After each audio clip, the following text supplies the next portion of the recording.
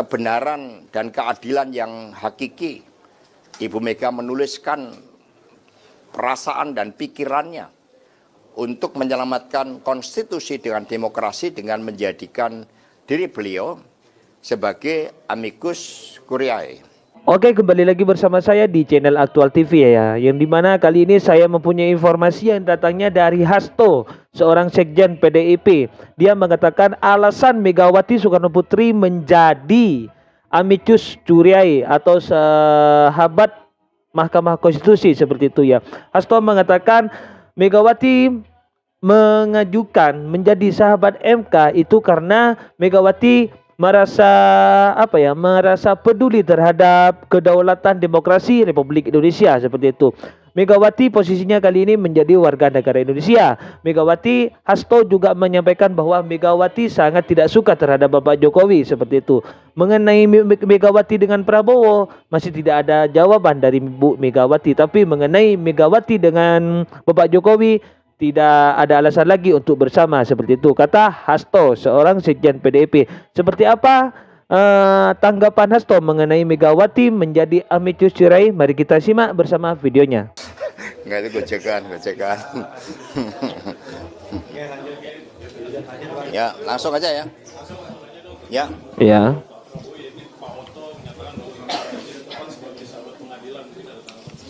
Ya, Pak Oto Hasibuan barangkali lupa ya, bahwa beliaulah yang meminta kehadiran Ibu Megawati Soekarno Putri sebagai saksi. Ya mungkin maksudnya pada awalnya berbeda, sebagai barangkali suatu pressure mau menghadirkan Bu Mega, tapi ternyata Bu Mega malah siap dan dengan senang hati hadir sebagai saksi di Mahkamah Konstitusi. Tetapi kemudian sampai sidang berakhir kan tidak dihadirkan. Karena itulah memenuhi permintaan Pak Oto Hasibuan, akhirnya Ibu Mega sebagai warga negara Indonesia dan juga demi tanggung jawabnya bagi bangsa dan negara, bagi kebenaran dan keadilan yang hakiki, Ibu Mega menuliskan perasaan dan pikirannya untuk menyelamatkan konstitusi dengan demokrasi dengan menjadikan diri beliau sebagai amicus curiae. Dan ini bukan dalam kapasitas beliau sebagai presiden kelima, bukan dalam kapasitas sebagai ketua umum PD Perjuangan, tetapi dalam kapasitas sebagai warga negara Indonesia yang memiliki tanggung jawab bahwa kedaulatan itu berasal dari rakyat. Dengan demikian kebenaran yang hakiki itu juga berasal dari rakyat. Untuk itu pemimpin jangan menyalahgunakan kekuasaan, semua berpegang pada konstitusi dan peranatan kehidupan yang baik. Ini Hasto, sekjen yang PDIP. Tadi dibahas oleh para purnawirawan TNI Polri dan kelompok civil society yang bergabung di dalam Forum Penyelamat Reformasi dan Demokrasi. Sangat disayangkan terhadap apa yang dilakukan oleh Mbak Koni. Ini kan upaya untuk menegakkan demokrasi, kebenaran, dan Polri harusnya bercermin bahwa memang kemarin terjadi penyalahgunaan kewenangan, terjadi penekanan. Bahkan kepala daerah yang sangat baik dari PD Perjuangan namanya Ibu Ipuk, Bupati Banyuwangi yang notabene adalah istri dari Pak Abdullah Aswar Anas. Beliau rajin turun ke desa, bekerja dengan baik, memajukan Banyuwangi. Itu pun diperiksa 6 jam oleh Polda Jawa Timur sebelum pemilu agar tidak memberikan dukungan kepada Pak Ganjar Mahfud. Kepala desa diintimidasi, kepala dinas, anggota legislatif incumbent dari PDI Perjuangan diawasi. Kemudian sebaiknya fokus pada penegakan hukum dan mereka-mereka yang melakukan intimidasi itulah yang seharusnya diperiksa oleh Polri, bukan orang yang berjuang bagi keadilan dan demokrasi. Sehingga ini harusnya otokritik bahwa Polri itu, kami mencintai Polri untuk menciptakan sistem hukum yang berkeadilan seperti Singapura. Disegani, orang takut melanggar hukum, takut korupsi tambang berapa ratus triliun tidak cepat ditangani. ini orang yang memperjuangkan demokrasi justru akan diperiksa. Sehingga kami akan melakukan advokasi. Tim pembela para purnawirawan TNI Polri untuk mengingatkan agar kembali pada jati diri yang berpihak pada merah putih, pada kepentingan bangsa dan negara, menegakkan hukum yang berkeadilan, bukan kemudian malah berpihak kepada keluarga yang haus kekuasaan. Ini yang kita harapkan, sehingga panggilan terhadap Ibu Koni sebaiknya tidak usah dilanjutkan, karena Mbak Koni berjuang bagi demokrasi, bagi keadilan rakyat. Justru itu merupakan suatu kritik yang baik, termasuk bagi Polri. Karena saya menjadi saksi ketika ada pertemuan dengan Pak Ugroseno itu. Bagaimana diduga ada intervensi terhadap perhitungan Sirekap. Dan operasinya sudah terlalu terbuka. Mas, kemarin juga dari Noel Joman nih, menuding Mas Hasto sebagai pihak yang menghambat pertemuan Ibu Mega dengan Pak Jokowi maupun dengan Pak Prabowo. Ini seperti apa tanggapan Mas Hasto? Ya, Bung Noel kan nggak tahu bagaimana Ibu Mega memiliki sikap kenegarawanan, dan apakah perlu saya bacakan komentar dari ranting-ranting? Boleh ditanya, boleh dicek. Teman-teman pers silakan dicek dari bawah. Itu mereka menjadi benteng bagi Ibu Megawati Soekarno Putri, dan juga kita menjadi benteng di dalam menjaga masa depan kita. Ke depan, apakah di antara teman-teman pers dengan sistem seperti ini bisa menjadi kepala daerah, bisa menjadi wakil kepala daerah, orang-orang yang baik? PD Perjuangan mengadakan sekolah partai, sehingga muncullah Eri Cahyadi yang merintis karir dari ASN menjadi wali kota di Semarang, di Surabaya. Muncul Bu Ita menjadi wali kota Semarang. Pak Abdullah Aswar Anas menjadi bupati 2 periode di Banyuwangi, itu dari kalangan rakyat biasa. Rano Karno dari kalangan artis tapi punya suatu keberpihakan terhadap budaya bangsa, bisa menjadi gubernur. Pak Jarod Saiful Hidayat seorang dosen bisa menjadi wali kota Blitar 2 periode. Begitu banyak dari kalangan rakyat biasa yang bisa menjadi kepala daerah, termasuk Pak Jokowi ketika belum berubah. Sehingga ini yang terancam sekarang. Nanti yang menjadi pimpinan adalah mereka yang punya uang, mereka yang punya akses terhadap hukum, sehingga hukum bisa dilanjutkan menjadi alat intimidasi. Apakah itu yang kita inginkan?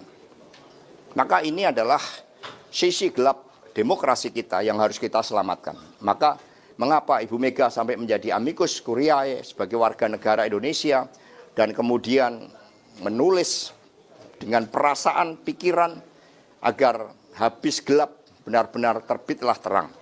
Mas, berarti grassroots PDIP nggak mau bergabung dengan Prabowo, Pak?